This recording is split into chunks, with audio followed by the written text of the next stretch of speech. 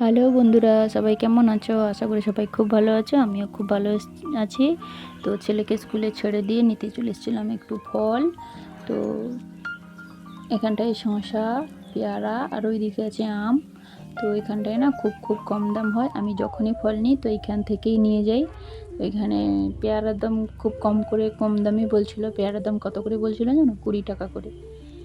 আর শসাও বলছিল 20 টাকা করে। তো আমি শসাটা নিয়ে নিই। শসা এখানে একজন দাদাভাই নিচ্ছিল। তো শসাটা সব জায়গায় 20 টাকা করে, তার জন্য শসাটা নিলাম না, বাড়িতে ছিল।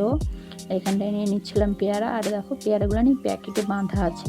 তো খুব বাঁচতে একটু সমস্যা হচ্ছিলো। আর পেয়ারাগুলো পকা ছিল মাঝে মাঝে, আর পচা ছিল, তার জন্য একটু ভালো করে দেখে নিতে হচ্ছে। আর এখানে একজন দিদিভাইয়ের সঙ্গে দেখা হয়ে গেছিলো। দিদিভাই হচ্ছে আমার দিদির বান্ধবী।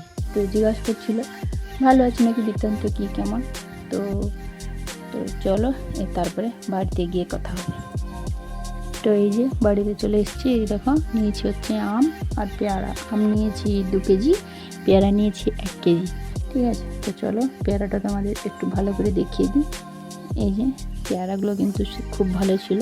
আর পেয়ারাগুলো যখন কাটবো তখন তোমাদেরকে আবার শেয়ার করবো যে পেয়ারাগুলো কেমন হয়েছে, কেমন টেস্ট, মিষ্টি নাকি। তো চলো, তারপরে হচ্ছে গিয়ে আম। তো আমটা আমি তোমাদের সঙ্গে কেটেই দেখাবো। তো এই যে আমটা কেটে নিয়েছি। তো চলো খেয়ে দেখি কেমন আমটা।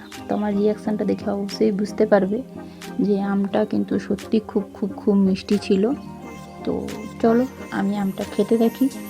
তোমাদের যদি ভিডিও ভালো লাগে অবশ্যই চ্যানেলটিকে ফলো করো, আর ইউটিউব থেকে দেখলে সাবস্ক্রাইব করো।